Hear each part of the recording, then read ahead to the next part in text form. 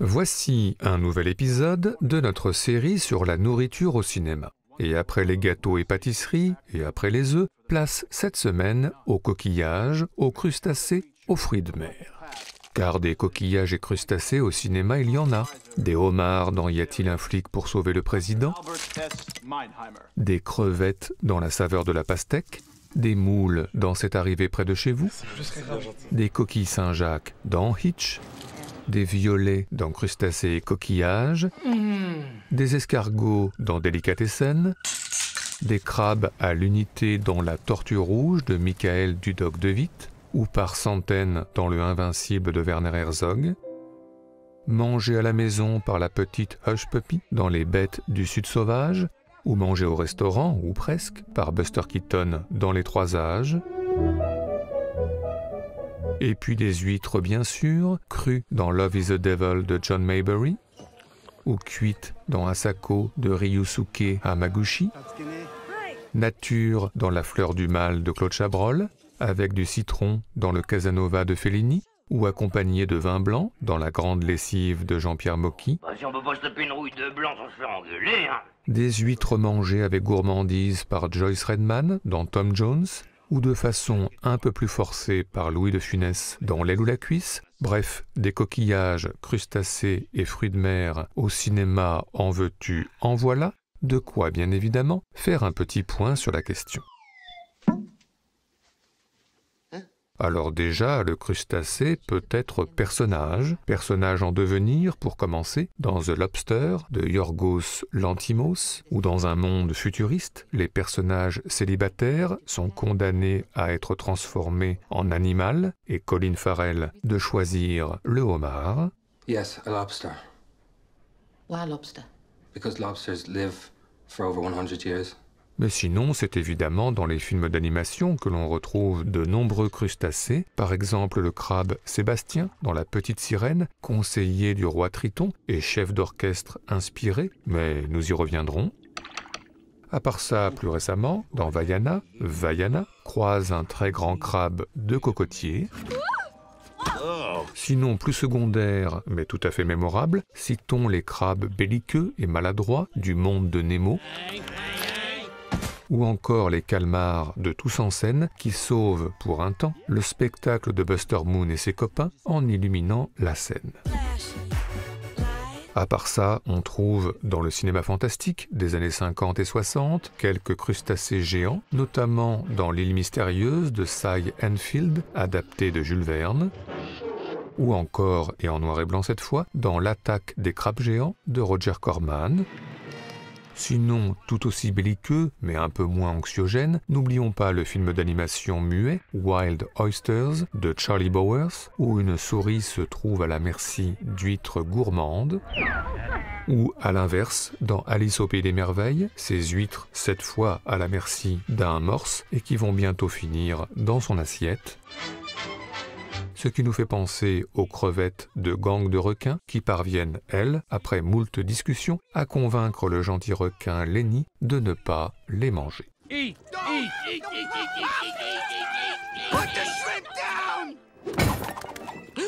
Mais à part ça, eh bien, quelques personnages de l'histoire du cinéma travaillent dans l'industrie des fruits de mer. C'est le cas par exemple dans La princesse aux huîtres, que réalise Ernst Lubitsch en 1919, du magnat des huîtres Quaker, patron redoutable, représenté ici dans une imagerie plutôt surannée.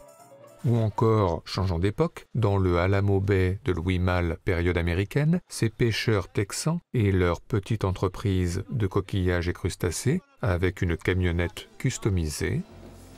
Mais côté pêche, et plus précisément pêche à la crevette, rien ne vaut sans doute Forrest Gump et le lieutenant Dan dans Forrest Gump. Sinon, la pêche en amateur a aussi été décrite au cinéma, pêche à la crevette peu fructueuse dans Du côté de Rouette de Jacques Rosier.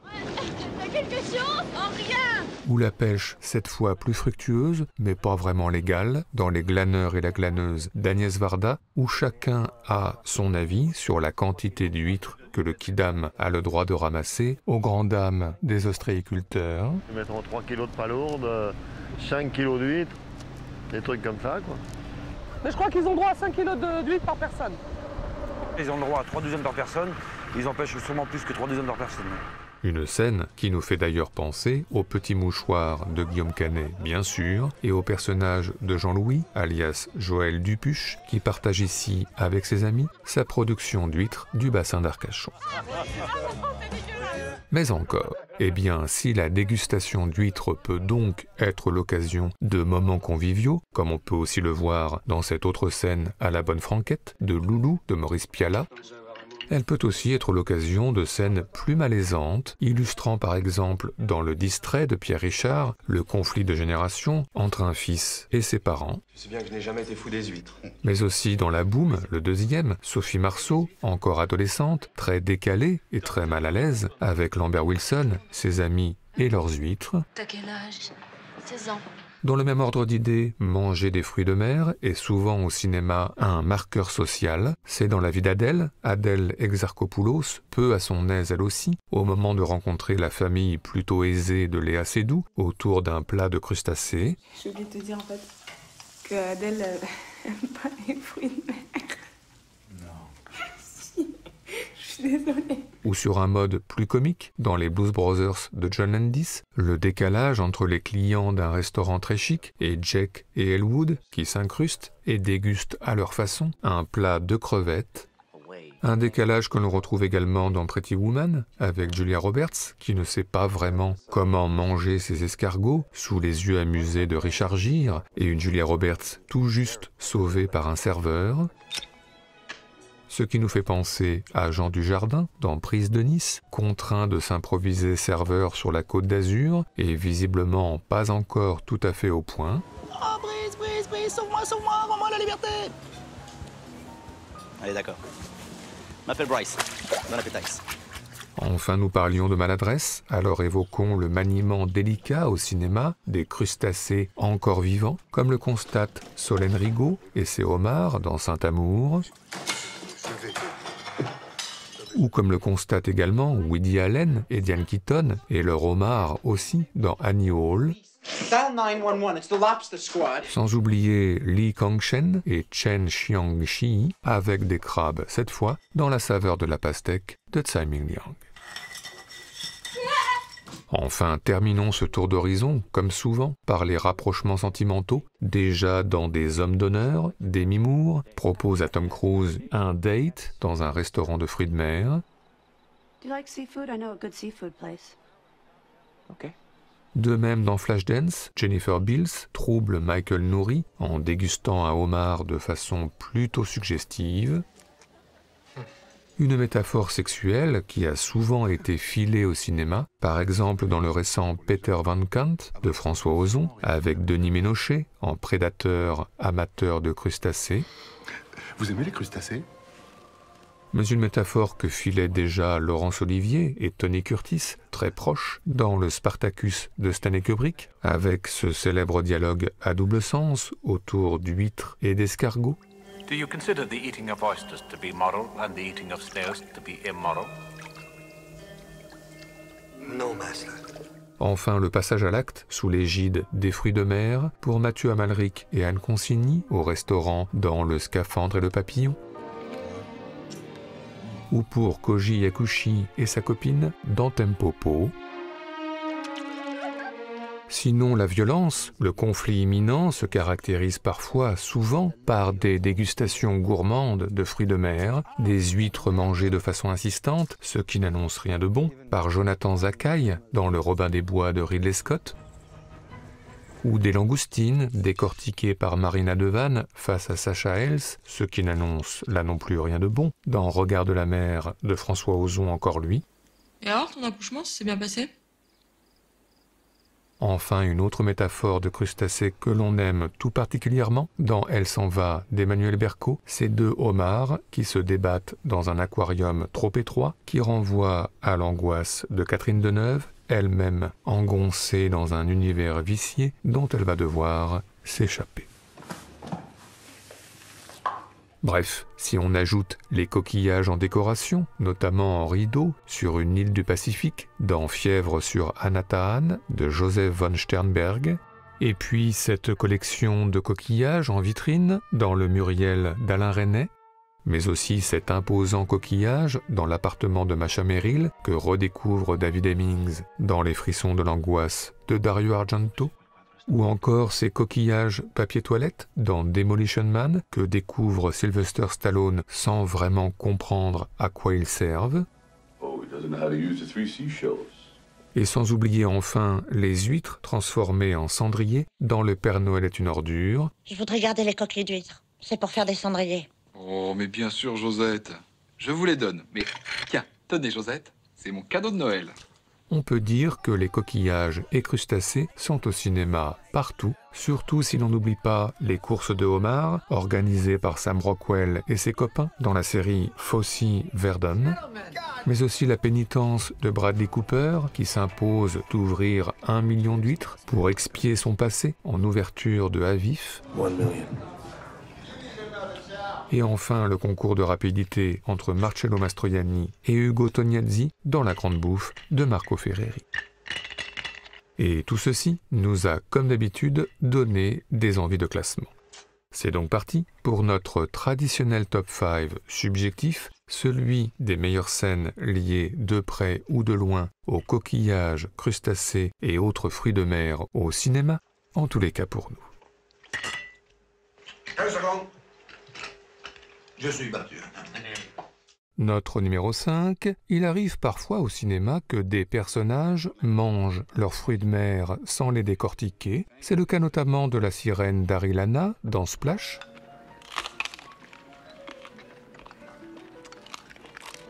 Mais aussi de Tom Hardy, possédé par un alien glouton dans Venom.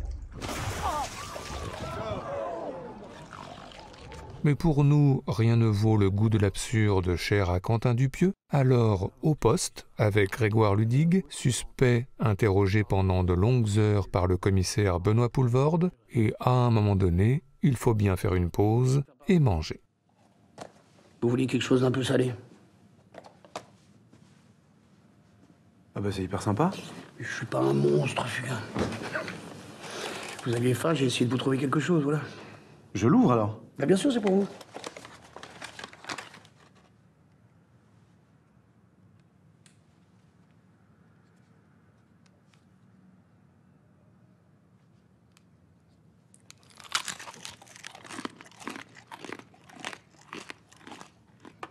Je saigne. Je crois que j'ai dû me couper avec le fruit de mer. Ah, c'est parce que ça ne se mange pas comme ça. Oui, mais moi, je suis pas habitué aux aliments rocheux, moi. Bon. On en était où?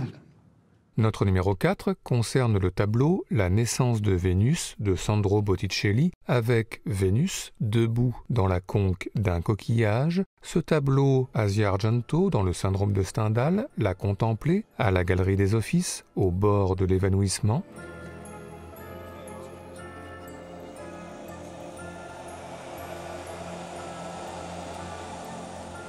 Mais surtout, ce tableau a été refait en live par Terry Gilliam dans Les Aventures du baron de Munchausen, premier rôle marquant d'une Uma Thurman alors débutante, l'idée d'une apparition dans toute sa simplicité et toute sa beauté.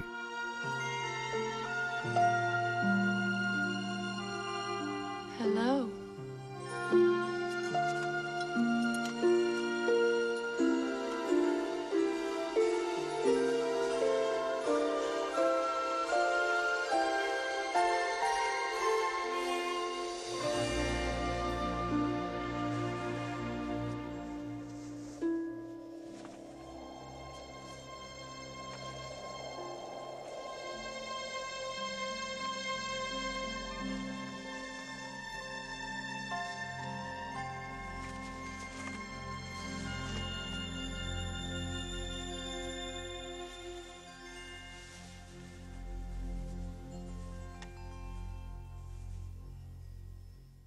Notre numéro 3, ce n'est pas notre genre d'omettre la série Petit Quinquin de Bruno Dumont et sûrement pas sur une telle thématique gastronomique maritime. Alors retrouvons au restaurant de la plage La Sirène le commandant Van der Weyden face au procureur avec le collègue Rudy Carpentier en embuscade et une famille d'Anglais amateurs de fruits de mer, pas loin, pour une scène très très décalée que l'on pourrait écouter et regarder pendant des heures. Contentons-nous aujourd'hui de 2 minutes.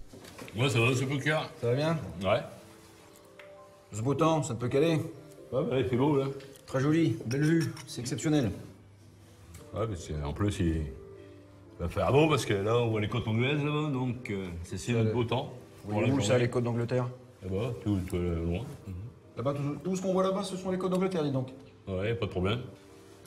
Tout ce que je vois là-bas, tout au bout, là? Là-bas, au bout, ce sont les côtes anglaises. Dis donc, je pensais que c'était la continuité de la côte d'Opale, m'a dit donc. Non, nous, on n'est pas surpris. C'est comme ça. C'est assez impressionnant. Ah ouais. J'ai jamais eu ça de ma vie. Quand on voit les côtes anglaises, c'est qu'il va faire beau toute la journée. Donc là, il va faire beau. Ah oui? Et en plus, un autre dicton, là, quand il fait brume au matin, c'est qu'il va pleuvoir. J'ai jamais entendu ça chez moi. Hein. Moi, je connais pas du tout. Hein. Donc s'il pleut, c'est une mauvais temps après. Bon. Qu'est-ce que c'est que cette histoire? Ouais. C'est votre dicton? Ouais, aussi. S'il pleut? Ouais. Il pleut pas, non, mais le matin un peu, donc c'est foutu pour la journée. Ah oui? On en apprend tous les jours, hein? Et quand il fait beau, vous avez d'autres explications, peut-être? Bah non, il fait beau, parce qu'on voit les côtes anglaises. Fait que je vienne vous voir pour entendre ces dictons locaux. Enfin, on va quand même revenir dans le vif du sujet, mon commandant. Parce que j'ai vu votre belle frémousse avec les pigeons. Come on, behave yourself. We're in a restaurant. Shit! Shit! Shit! Shit! I'm sure it's a good idea to take it twice. Well, say it like that. I'm sorry about this. I'm sorry. Ever so sorry. Oh dear. Commandant, on va recentrer un petit peu de sujet. Là, j'ai vu votre belle frémousse au journal de 20h. Vous voulez prendre quelque chose? Non, merci. Je ne bois pas. Bonne continuation. Notre numéro 2, nous avons dit que nous y reviendrions, alors allons-y. Le crabe Sébastien, dans La Petite Sirène, et plus précisément la célèbre chanson Under the Sea, sous l'océan en français, tout simplement la première scène qui nous soit venue à l'esprit sur la thématique des coquillages et crustacés. Ariel, listen to me. The human world, it's a mess. Life under the sea is better than anything they got up there. The seaweed is always greener in somebody else's lake. You dream about going up there, but that is a big mistake. Just look at the world around you, right here on the ocean floor. Such wonderful things around you. What more are you looking for? Under the sea, under the sea. Darling, it's better down where it's wetter. Take it from me. Up on the shore, they work all day. Out in the sun, they slave away. While they're devoting full time to floating under the sea. Enfin, notre numéro 1 commence par un constat étonnant. Depuis bientôt 600 éditions et plus de 1000 sujets, nous n'avions encore jamais cité dans Blow Up Mr. Bean, alias le comique anglais Rowan Atkinson. Ce sujet coquillage et crustacés est l'occasion de réparer l'anomalie, car dans le film Les vacances de Mr. Bean, Rowan Atkinson se rend au Train Bleu, gare de Lyon à Paris, pour y manger, sur une proposition de Jean Rochefort, des fruits de mer, et ce, pour la première fois, une scène que voici en longueur, parce qu'on est comme ça, mais pour bien en profiter, plaçons, comme parfois, notre générique à nous avant l'extrait final, les titres des films, les réalisateurs et réalisatrices, voilà, plus 2 ou 3 autres choses, que voici, et donc maintenant, Rowan Atkinson, Mr. Bean, dans ses œuvres, et sur ce, bon appétit à toutes et à tous, et rendez-vous prochainement pour une nouvelle chronique culinaire et gourmande dans Blow Up.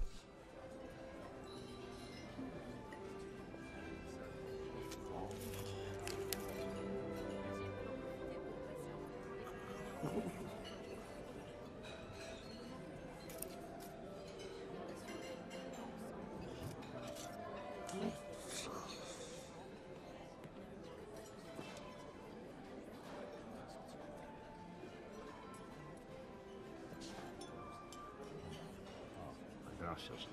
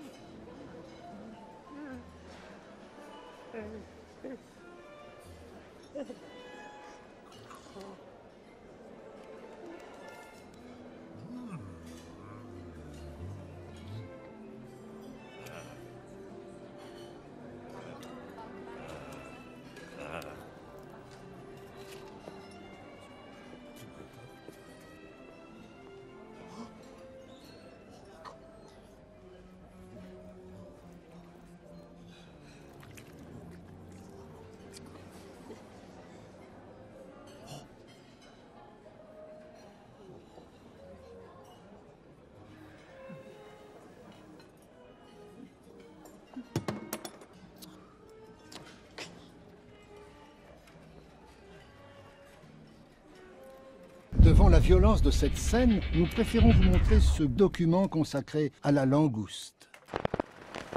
Contrairement à une idée largement répandue, la langouste se nourrit exclusivement de fruits de mer. Ce qui ne l'empêche pas de rester très humaine.